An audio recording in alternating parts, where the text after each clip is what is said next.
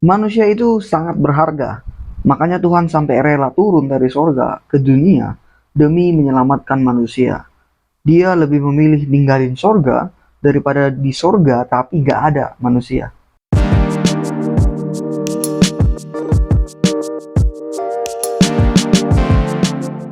Halo, selamat datang di Biblians. Pernah kalian dengar ungkapan barusan? Aku yakin hampir semua dari kita pernah mendengar ungkapan tadi ataupun yang sejenisnya. Kali ini aku bakal menunjukkan kenyataan dari ungkapan seperti itu. Tapi kuperingatkan, topik ini hanya bagi orang Kristen yang dewasa dan mau berpikir. Kalau kalian nggak siap, silahkan skip video ini. Well, ungkapan seperti tadi memang kedengaran rohani dan alkitabiah, Kristen banget. Karena memang benar Tuhan Yesus datang dari sorganya untuk menyelamatkan manusia berdosa agar menerima hidup kekal. Tapi kalau kita mau telaah lebih dalam, ungkapan ini sebenarnya antroposentris atau yang berarti berpusat pada manusia. Ini sangat amat keliru. Kekristenan yang benar berpusat pada Kristus, bukan pada manusia. Jangan pernah berpikir Tuhan akan merasa kesepian di sorga, atau Tuhan di sorga akan menjadi kurang mulia kalau manusia nggak ada di sana. Kemuliaan Tuhan akan tetap sama, ada atau tidak ada manusia di sorga. Manusia nggak punya pengaruh apa-apa bagi Tuhan. Ungkapan seperti yang tadi itu punya pola pikir yang berpusat pada manusia. Tuhan rela ngapain aja demi manusia, sampai dia jadi manusia berkorban karena manusia amat berharga. Itu bukan Injil, teman-teman.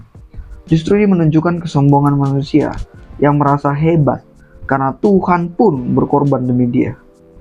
Injil yang benar memberi alasan kenapa Tuhan rela datang ke dunia dan berkorban. Yohanes 3 ayat 16 dengan jelas berkata, semua dia lakukan karena kasihnya yang begitu besar. Nggak ada apapun dari sisi manusia yang membuat Tuhan melakukan apa yang dilakukan. Kalian tahu gak, di momen Adam dan Hawa jatuh dalam dosa, di momen yang sama itu, Tuhan bisa aja melenyapkan mereka sama sekali. Karena mereka sudah mengkhianati Tuhan. Kemudian amat mudah bagi Tuhan untuk menciptakan manusia baru lagi, yang mungkin tidak akan mengkhianati dia seperti Adam dan Hawa. Tapi yang kita tahu, Tuhan nggak melakukan itu, iya kan? Why? Oh jelas, karena manusia itu berharga, amat berharga. Jadi nggak mungkin Tuhan melenyapkan manusia. Nah inilah jawaban banyak orang Kristen sekarang, pengkhotbah sekarang.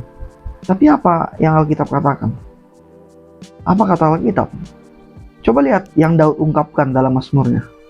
Jika aku melihat langitmu, buatan jarimu, bulan dan bintang-bintang yang kau tempatkan, apakah manusia sehingga engkau mengingatnya?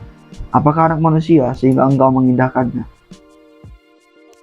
Lalu, ya Tuhan, apakah manusia itu sehingga engkau memperhatikannya? Dan anak manusia sehingga engkau memperhitungkannya? Well, perhatikan, Daud amat menyadari bahwa manusia ini nggak ada harganya. Kita tidak berharga, kita adalah sampah. Berhenti terlalu angkuh dengan mengatakan manusia itu berharga. Saking berharganya Tuhan aja sampai rela turun dan berkorban demi kita. Ini adalah ungkapan yang menunjukkan keangkuhan manusia. Orang Kristen masa kini sudah terlalu kenyang dicekokin Injil yang model beginian, yang sebenarnya bukan Injil sama sekali. Manusia itu sampah, kita nggak layak. Jangan kita berpikir karena Tuhan datang ke dunia berkorban untuk manusia, itu berarti kita itu layak, kita itu memang berharga, kita itu berlian. No, big no. Kita itu nothing, kita bukan apa-apa di hadapan Tuhan. Kita nggak layak, kita ini sampah again. Loh, terus gimana dengan ayat Yesaya 43 ayat 4? Di situ kan dikatakan manusia berharga bagi Tuhan. Well, aku tahu ayat ini yang selalu dipakai orang Kristen masa kini dan pengkhotbah masa kini untuk menegaskan keberhargaan manusia itu. Loh, kita ini berharga, kita ini berharga. Tapi sekali lagi, manusia itu nggak berharga. Di hadapan alam semesta, kita ini cuma debu. Apalagi di hadapan Tuhan yang maha mulia dan besar. Kalau firman Tuhan berkata manusia berharga di mata Tuhan, iya, itu benar. Tapi gini, bedakan kedua hal ini. Pertama, manusia berharga di mata Tuhan karena memang kita berharga. Dan yang kedua, manusia berharga di mata Tuhan karena kedaulatan dan kasih-Nya. Sampai sini bisa paham? Jadi kita berharga di mata Tuhan bukan karena kita pada dasarnya memang berharga. Bukan. Tapi karena kasih dan kedaulatan Tuhanlah yang menghargai manusia. Itu adalah kehendak Tuhan, pilihan Tuhan. Nggak ada sangkut pautnya dengan manusia ini. Dan bukan karena kita memang berharga dan Tuhan nggak punya pilihan lain untuk melihat kita sebagai tidak berharga. Karena kita memang berharga pada dasarnya. Kagak. Sama sekali nggak. Pikirkan begini, analogi yang lebih gampang. Apa bedanya kedua contoh ini? Pertama, seorang anak punya mainan karet gelang yang udah kotor, jelek. Lalu karet gelang itu terjatuh ke parit yang kotor dan bau. Karena sayangnya dengan gelang itu, anak itu rela nyemplung untuk mengambilnya. Badan anak itu pun kotor dan bau semuanya. Hanya untuk karet gelang itu. Dan yang kedua, seorang wanita punya kalung berlian. Kalungnya itu jatuh ke parit yang bau dan kotor. Lalu dia rela nyemplung demi mendapatkan kalungnya tadi. Coba kalian tahu apa perbedaannya? Bedanya ini, yang pertama, benda itu nggak berharga. Pada dasarnya, pada hakikatnya, nggak ada harganya. Cuma karet gelang murahan. Tapi bagi anak tadi itu berharga banget. Itu mainan dia. Dia rela kotor dan bau karena sayangnya dia sama karet gelang itu. Dan yang kedua, kalung berlian itu memang berharga. Pada dasarnya, pada hakikatnya itu berharga. Apapun ceritanya itu berharga. Bukan cuma bagi wanita itu, tapi bagi semua orang. Jadi dia rela kotor dan bau wanita itu demi mengambil benda yang pada dasarnya emang berharga. Nah, manusia bagi Tuhan adalah seperti analogi pertama. Bukan kita yang pada dasarnya berharga, tapi karena kasih Tuhanlah dan kedaulatannya lah, sehingga bagi dia kita berharga. Bedakan kedua hal mendasar itu, agar kita tidak terjebak pada kekristenan dan Injil yang berpusat pada manusia.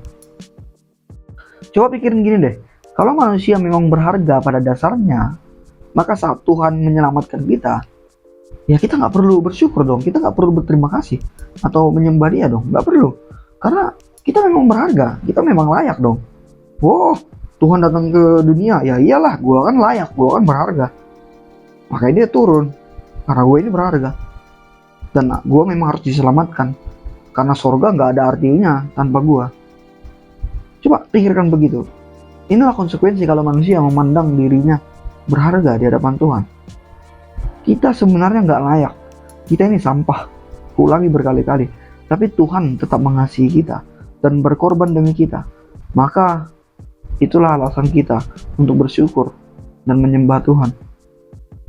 Nggak ada alasan untuk tidak bersyukur dan menyembah dia. Jadi jangan lagi pernah berkata atau mengaminkan khotbah atau ungkapan seperti itu. Tuhan rela datang ke dunia demi kita karena kita berharga. Lebih baik dia ninggalin sorga daripada dia di sorga tapi gak ada kita. Wis, kita ini berharga bos. Tinggalkan statement, tinggalkan prinsip itu. Sekali lagi, kita tidak berharga, tapi bagi dia kita berharga. Kita tidak layak, tapi dia layakkan.